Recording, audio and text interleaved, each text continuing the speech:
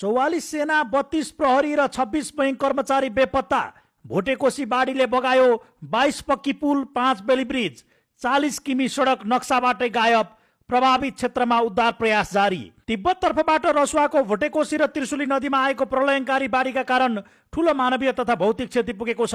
बाढीका कारण लाङटाङ राष्ट्रिय निकुञ्ज र जलविद्युत आयोजनाको सुरक्षार्थ खटिएका 44 जना नेपाली सेना, 32 जना नेपाल प्रहरी र 9 जना सशस्त्र प्रहरी गरी कुल 85 जना सुरक्षाकर्मी सम्पर्कविहीन भएका छन्। सैनिक प्रवक्ता सहायक रथी राजाराम बस्नेतका अनुसार सुरक्षामा खटिएका सैनिकहरूसँग अहिलेसम्म सम्पर्क हुन सकेको छैन। यस्तै नेपाल बैंकर्स एसोसिएसनका सिइओ अनिल शर्माका अनुसार टिमुरे र स्याप्रोबेसी लगायतका क्षेत्रमा रहेका 8 वाणिज्य बैंक, प्रभु global, Sanima, Nepal investment mega, Lakshmi sunrise, NMB, Machhapuchhre लगायत 9 शाखा क्षतिग्रस्त भएका छन् भने ती शाखामा कार्यरत 26 जना बैंक कर्मचारी अझै सम्पर्कविहीन छन्। फोन तथा इन्टरनेटका टावरमा क्षति पुगेकाले उद्धार र सम्पर्कमा कठिनाई भइरहेको छ।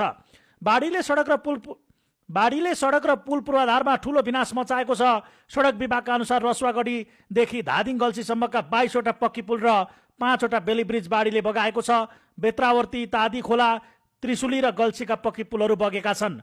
नुवाकोटको बेत्रावर्तीदेखि रसुवागढी नाका जोड्ने 40 किलोमिटर सडक खण्ड पूर्ण रूपमा क्षतिग्रस्त भएको छ। बाढीको उच्च जोखिमका कारण मुङलिङ नारायणगढ सडक खण्ड समेत बन्द गरिएको छ। प्रभावित क्षेत्रमा सुरक्षा निकायहरूले उद्धार प्रयास जारी राखेका छन्।